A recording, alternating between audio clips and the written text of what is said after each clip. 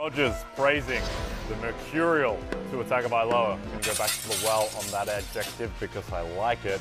Ahead of their matchup on Sunday, the total there is 49.5, so it's going to be very fantasy rich, you would expect. And Tua Tagovailoa, who is the most divisive quarterback that I can remember, he's on the love list. He makes the love list. He is mercurial, but this week I'm in on Tua.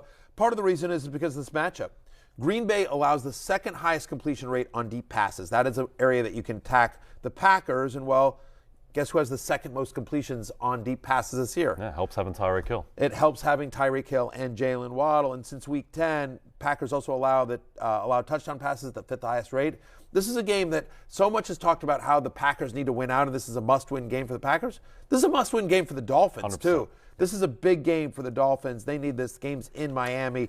Give me Tua Tagovailoa as a top 5 play this week. Yep, I think obviously you have to play Tua against that defense. A little bit worried. He's been bad the past 2 weeks. So mercurial is an apt description of it. Swings both ways. But that's what I'm saying. I'm like, whatever. I get it if you're out on Tua and you might be like, thanks, Barry, because I'm out of the playoffs because of Tua, which I get. But if you manage to survive and you're still in, I'm in on Tua Tagovailoa. Yep. The guy who's weirdly been more consistent than Tua Tagovailoa has been Geno Smith, who I don't think has played great the past month, but he's been able to put up stats. He has been, and every quarterback that has faced the Chiefs so far this year, except Malik Willis and Bryce Perkins, and I think he's obviously significantly a cut above of either of those guys. But every quarterback that's faced the Chiefs this year, except those 2 guys, have thrown at least 2 touchdown passes against the Kansas City Chiefs. Again, Perkins and Willis didn't even really attempt to throw passes. We know Geno's going to throw the ball quite a bit. By the way, congratulations to Geno Smith on making the Pro Bowl for the first time in his 10-year career. Just one of the best stories in the NFL, and I think he's going to have a good story this Saturday as well.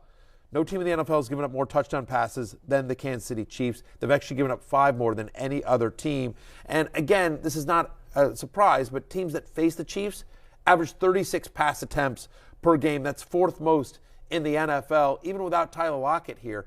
Considering they're 10-point underdogs in this one, I think Geno Smith is throwing often to DK Metcalf, to Marquise Goodwin, to Noah Fant, to the running backs. Give me Geno Smith as a top 6 play this week. Yep, you can throw in the Chiefs. Even Geno's predecessor, Russell Wilson, had an amazing game against the Chiefs last time we saw him. That's so right. Expect that Geno will go off. Let's get to some others receiving votes, headlined by a quarterback who hasn't played as well as Geno Smith this year, and that's Tom Brady. Yeah, Tom Brady has as well. Look, Arizona, they're tied for the 2nd most touchdown passes allowed. They actually give up touchdowns at the 4th highest rate. They allow the highest completion percentage to opposing quarterbacks. Brady looked like Brady last week. Full complement of weapons. Russell Gage is back. Julio Jones expected to play here, right? You got Evans and Godwin, of course, as well, plus the running backs. We don't expect much from Trace McSorley on the other side, so perhaps, there's some short field opportunities. They get a turnover or something like that. So in a game against Arizona where they're favored, I like Tom Brady as a top 10 play. I also like, you see Daniel Jones there on your list at Minnesota.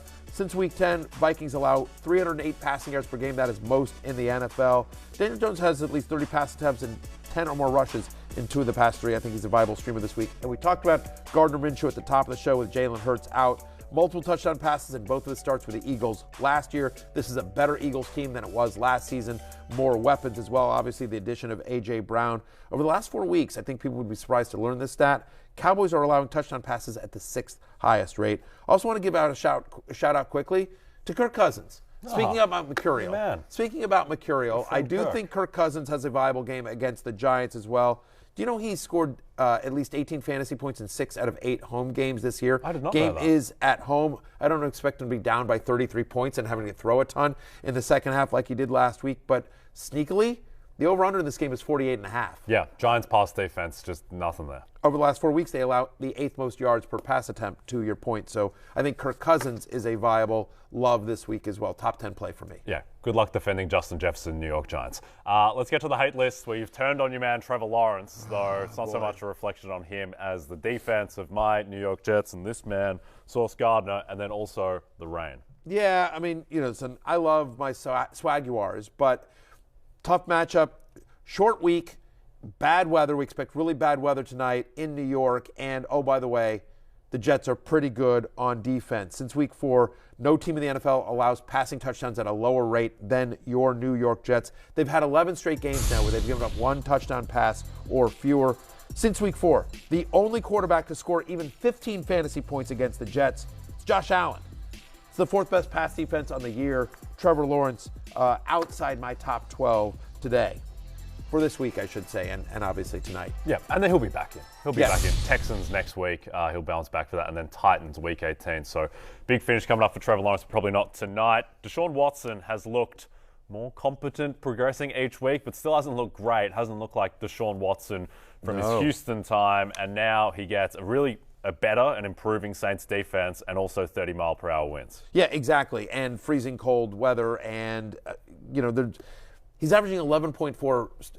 Like, he's not even been good. Like, even if this game were in perfect conditions, even if this game were played in New Orleans in the Dome, you're like, he's averaged under 12 fantasy points a game in his 3 starts since he came back. He's averaging 11.4. Yep. So if you're in week 16, if you're in the fantasy playoffs, you got there with a quarterback better than Deshaun Watson.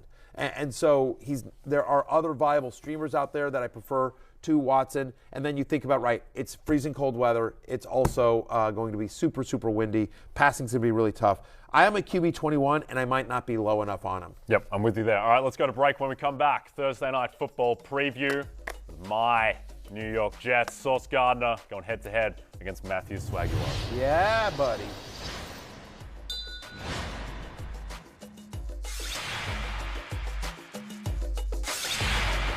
Hey, it's Matthew Berry from NBC Sports and Rotoworld.com. Just want to thank you so much for watching what you just watched, or at least being too lazy to click out of it after the autoplay just kept it going. So either way, thank you so much for just letting it scroll by your screen. And now I'd like to ask you respectfully, please subscribe to the NFL on NBC YouTube channel for the latest NFL news, fantasy headlines from Rotoworld, and betting analysis from NBC Sports Edge.